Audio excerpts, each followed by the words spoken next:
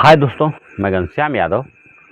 देखिए, प्रश्न दिया गया है, मैं आप लोगों को कुछ बता रहा हूँ जिससे कि पार्ट्स ऑफ सर्किल यानी वृत्त के भाग, इनके भागों को बता देते हैं आज। देखिए, जब कि दिया हुआ हो, अगर आपसे पूछा जाए वृत्त की परिधि, परिधि का अर्थ है कि यह पूरा वृत्त का भाग, जो बिंदुओं का पथ होता है उसे हम परिधि कहते हैं। केंद्र, जहाँ पर कोई एक ऐसा बिंदु जिसके समान दूरी पर बिंदुओं के पथ को हम क्या कह देते हैं, वृत्त कहते हैं। तो वह बिंदु जिसके परितः चारों ओर बिंदुओं का पथ क्या हो, समान दूरी पर हो, इसे हम केंद्र कहते हैं। त्रिज्या, इसी केंद्र से परिधि की दूरी को हम त्रिज्या कहते हैं। और इसी केंद्र से होकर अगर कोई रेखा परिधि के इस पार से उस पार तक जाती है तो उसे हम व्यास कहते हैं।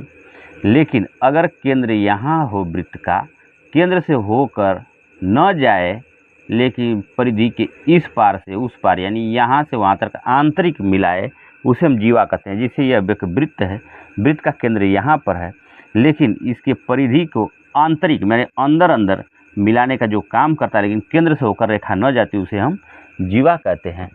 स्पर्श रेखा, ऐसी रेखा जो केवल वृत्त को स्पर्श करते हुए आगे बढ़ जाए यानी छूते हुए आगे बढ़ जाए, उसे हम स्पर्श रेखा कहते हैं। छेदक रेखा, ऐसी रेखा जो वृत्त को दो बिंदुओं पर काट दे, छेद दे, उसे हम छेदक रेखा कहते हैं, क्योंकि उसका केंद्र कहीं और हो। इस प्रकार से त्रिज्यखंड, वृत्त के केंद्र से थोड़ा सा भाग जो कटा हुआ भाग हो, इसे हम त्रिज्य खंड कह देते हैं। ऐसा वृत्तखंड, यह इसका अगर केंद्र है वृत्त का, तो वृत्त का कोई एक भाग, जैसे ये भाग, यह भाग आपका जो है वृत्तखंड कहलाता है। ऐसा भाग, या यहाँ से हो करके केंद्र से ही हो करके इस भाग को भी हम वृत्त का जो है वृत्तखंड कह देते हैं। और इस पूरे वृत्त का आंतरिक भाग, जो ये सब चीज़ होती है, जो ये सब भाग होता है, इसे हम वृत्त का क्षेत्रफल कह देते हैं।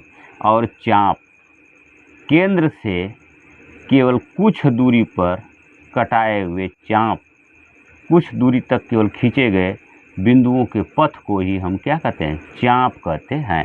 ये बिंदु का चाप हो गया, वृत्त का चाप है। केवल इस केंद्र से केवल कुछ ही दूर तक बिंदुओं का पथ बनाया जाए, इसे हम चाप कहते हैं। दोस्तों, यही है पार्ट्स ऑफ सर्किल, वृत्त के भाग।